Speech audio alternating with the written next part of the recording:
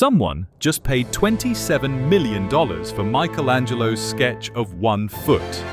Meanwhile, the real feet he carved are cracking. Michelangelo's David stands on damaged ankles carrying more than 5 tons of marble. And the strangest part? This statue should never have existed. So how did a ruined, rejected block become the most famous statue on Earth? The story starts with a failure. In 1464, the Cathedral of Florence ordered a colossal profit for its roofline, and a sculptor named Agostino di Duccio hauled an enormous block of marble down from the quarries of Carrara.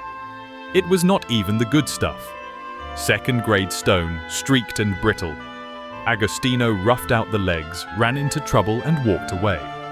A decade later, another sculptor, Antonio Rossellino, took one look and quit too. The workshop records dismissed the block as badly blocked out. Botched. So the giant lay on its back in the cathedral workyard in the rain for 35 years.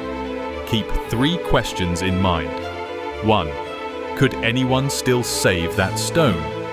2. Could anything so fragile survive out in the open? And 3. There is a flaw hiding in this statue that nobody would notice for 500 years.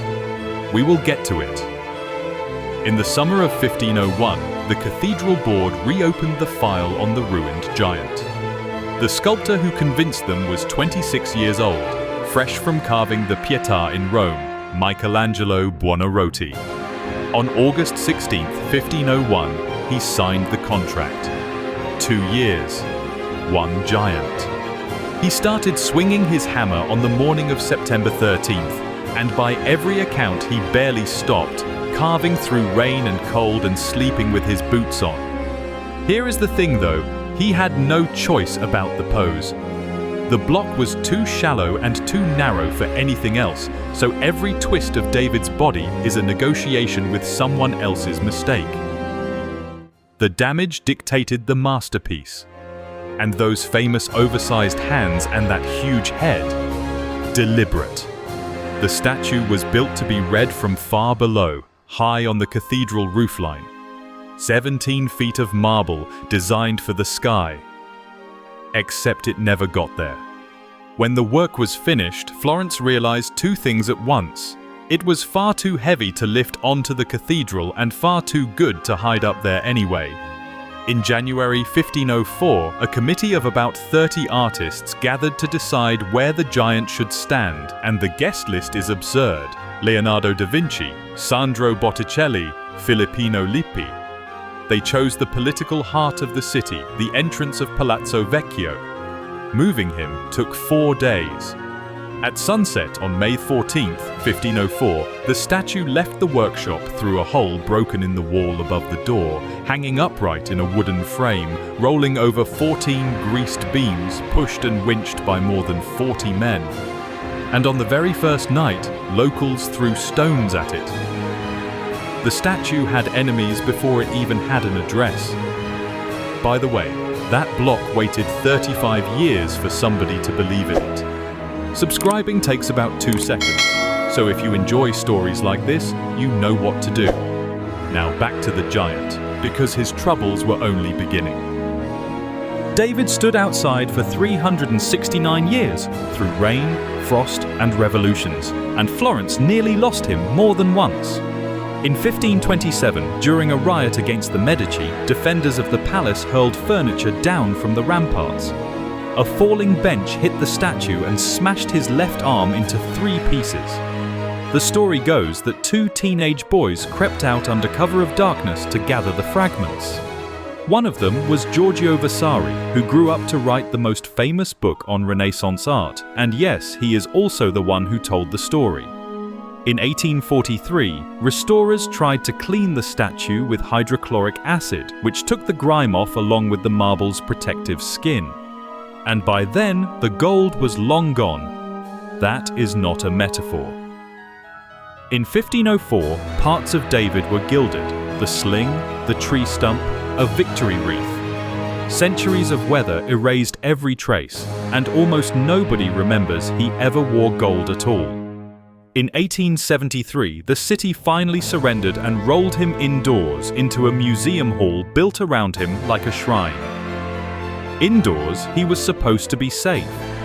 Then, on a Saturday in September 1991, a man named Piero Cannata walked into the gallery with a hammer under his jacket and smashed the second toe of the left foot before he was wrestled away. He later claimed a painting had told him to do it. Restorers rebuilt the toe from fragments, and guards reportedly stopped tourists trying to leave with pieces in their pockets. Souvenirs of a wound. And then science delivered the coldest news of all. Since the 1800s, restorers have known about micro cracks in David's lower legs. In 2014, researchers in Florence finally tested what they mean. They built miniature plaster Davids and spun them in a centrifuge until they broke to find the statue's failure points. The answer: the left ankle and the carved tree stump that helps carry his weight. Now, to be clear, the David is not about to collapse. The same research found him stable right where he stands.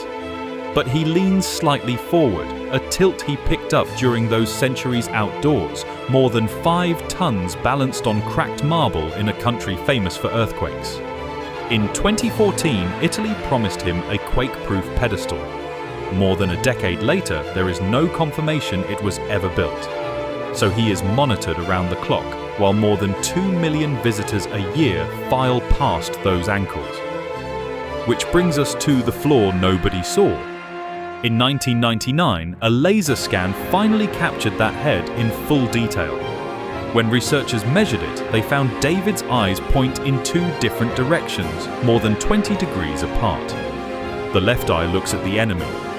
The right eye looks past him into the distance. For 5 centuries, nobody noticed, because nobody could hover in front of a 17-foot face. From the ground, all you ever saw was perfection. Up close, even his gaze is improvised.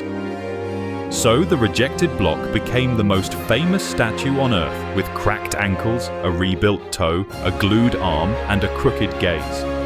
And maybe that is the real masterpiece. Not that it is perfect, but that it should have died 5 times and never did. Here is the question for the comments. Should Italy finally put David on that earthquake-proof base, or leave a 500-year-old survivor exactly as he is? Protect him or trust him? Pick a side. And if you like statues with secrets, watch our video on the Venus de Milo and the mystery of her missing arms. Until next time.